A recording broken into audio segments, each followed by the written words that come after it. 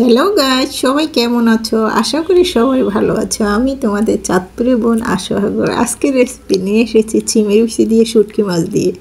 প্রথমে আমি চিংড়ি বিচিগুলি খোসা ছাড়িয়ে নিয়েছি। এখন আমি শুটকি, পেঁয়াজ এবং টমেটো, কাঁচামরিচ, ধনেপাতা কেটে দিয়ে পরিষ্কার করে নিয়েছি। রান্নার জন্য সব কিছু গুছিয়ে নিয়েছি। এখন রান্নার জন্য একটা প্যান চুলায় বসিয়ে দিয়েছি। দিয়ে দিলাম সাদা তেল, দিয়ে দেব পেঁয়াজ কুচি। পেঁয়াজ কুচিটি একটু তেলের মধ্যে নেড়ে চেড়ে নিব। এখন কিন্তু তার আগে রসুনের কোষাগুলি দিয়ে দিলাম। কয়েকটা রসুনের কোষা আস্ত দিয়ে দিয়েছি। তেলের মধ্যে নেড়ে চেড়ে কিছুক্ষণ ভেজে নিব।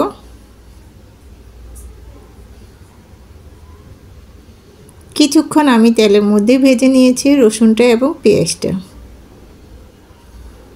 খুব একটা লাল করব না। দিয়ে দিলাম কাঁচামরিচ, কয়েকটা কাঁচামরিচ ফেলে দিয়ে দিয়েছি। কাঁচামরিচ, রসুন, পেঁয়াজটা কিছুক্ষণ নেড়ে চেড়ে তেলের মধ্যে ভেজে নিব। এখন দিয়ে দেব শুটকি মাছটাও দিয়ে দিলাম। এখানে আমি লইট্টা শুটকি নিয়েছি। যে কোনো শুটকি মাছ দিয়ে এভাবে চিংড়ি বিচি রান্না করা যাবে, তাতে কোনো সমস্যা হবে না। দিয়ে দিলাম 1 চামচ লবণ, কোয়াটার চামচে 1 চামচ লবণ দিয়েছি। কোয়াটার চামচে 1 চামচ হলুদের গুঁড়া দিয়ে দিলাম। কোয়াটার চামচের 1 চামচ মরিচের গুঁড়া দিয়ে দিলাম। জালটা অপশনাল, কম বেশি করা যাবে। নেড়ে চেড়ে কিছুক্ষণ তেলে ভেজে নিব। 1 চামচের 1/2 চামচ দিয়ে দিব আদা রসুন বাটা। মশলাগুলি সব দিয়ে নিয়েছি। এখন নেড়ে চেড়ে তেলের মধ্যে কিছুক্ষণ ভেজে নিব।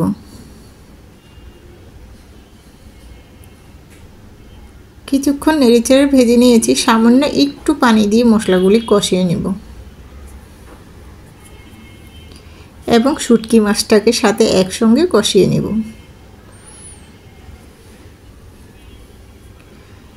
ঢেকে আমি 5 মিনিট রান্না করব। 5 মিনিট পরে ঢাকনাটা তুলে আলতো করে আবার নেড়ে চেড়ে মিশিয়ে নেব। শুটকি মাছটা খুব ভালো করে কষিয়ে নিয়েছি, গলে গেছে শুটকি মাছটা। এখন দিয়ে দেব শিমের বিচিগুলি। শিমের বিচিটা আমি সম্পূর্ণ ঢেলে নেব। শিমের বিচিটা দিয়ে নেড়ে চেড়ে কিছুক্ষণ কষিয়ে নেব।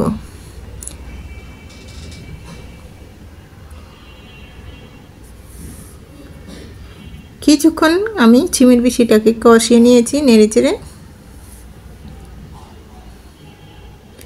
এখন 5 মিনিট ঢেকে রান্না করব, তাহলে কষানোটা ভালো আসবে। 5 মিনিট কষানোর পরে ঢাকনাটা তুলে এখন নেড়ে চেড়ে দিব।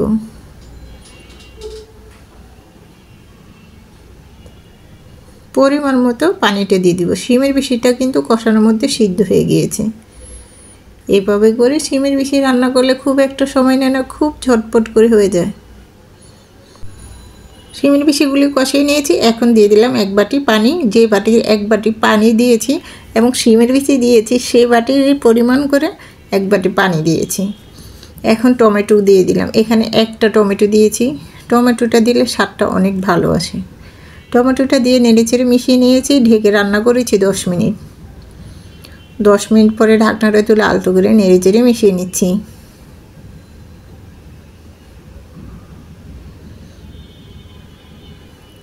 আমি কিন্তু একটু শিমের বিচিতে ঝোল রাখবো, সেই জন্য আমি একটু ঝোল ঝোল পছন্দ করে আমার বাসায়, সেই জন্য ঝোলটা একটু রাখবো। নেড়ে চেড়ে কিছুক্ষণ আবারও ঢেকে রান্না করেছিলাম।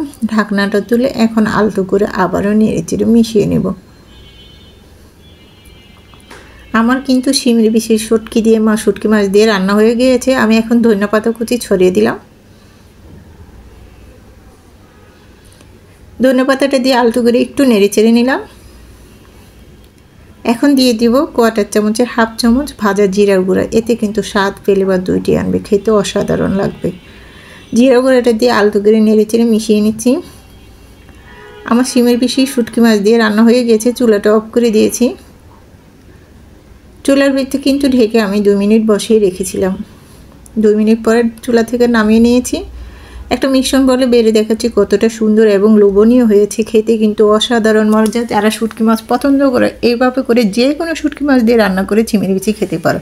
আমার এই রেসিপিটা দেওয়া থাকবে আমার ইউটিউব চ্যানেলে। আমার ইউটিউব চ্যানেলের নাম কিচেন স্টোরি বাংলা। তোমরা লাইক এবং লাল বাটনটা টিপ দিয়ে দেখতে পারো, তাহলে নিত্য নতুন রেসিপিগুলি তোমাদের বাড়ি পৌঁছে যাবে। আর আমার এই রেসিপিটা দেওয়া থাকবে আমার ফেসবুক চ্যানেলে। আমার ফেসবুক চ্যানেলের নাম আশা হায়দার। ওখানে প্লিজ লাইক কমেন্ট ও শেয়ার করে দিও, অন্যকে দেখার সুযোগ করে দিও। রেসিপিটা এ পর্যন্ত।